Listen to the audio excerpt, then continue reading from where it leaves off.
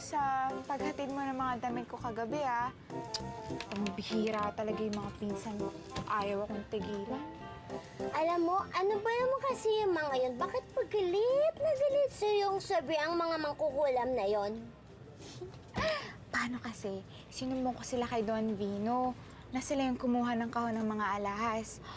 Eh, paano kasi? Narinig ko sila eh. Pinag-uusapan nila yun. Hayaan mo na lang sila. Basta promise mo, Luming, ha? Huwag ka na lang malulungkot. Promise?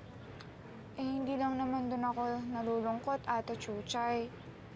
Isa pang dahilan, kasi napapansin ko na lumalala si Don Vino.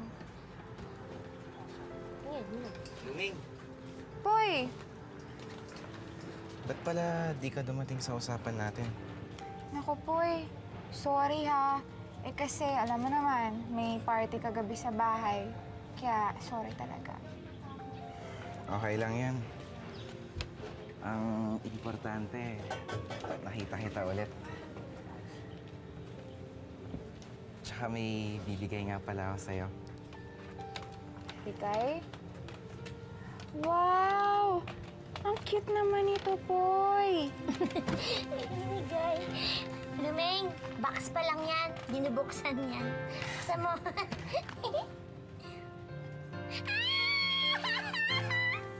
Wow!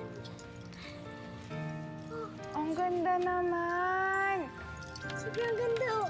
May kardero, may pang hiwa ng patatas, may sandok, may ano ba to? Bracelet ba to? Kusina. Hindi, Chuchay, alam mo, sinasadya ko kasi yan. Kasi alam kong mahilig magluto si Luming. Kaya mga gamit sa kusina yung tinalagay ko. Thank you talaga, Poy, ha?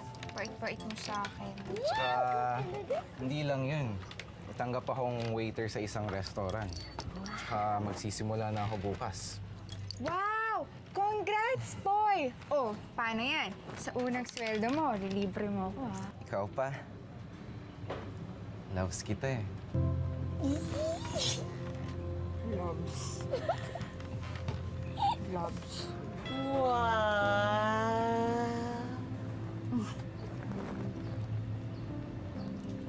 Ang sweet!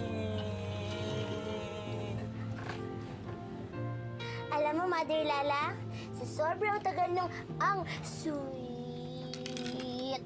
Break na sila. Tagal eh. Matagal na. Naalala ko kami ni Ipi. Yung mga time niyo po nung araw? Yung mga time niyo po nung araw, di ba wala pang sinihan? Pag mga date-date. Eh, bakit nangingialam ka?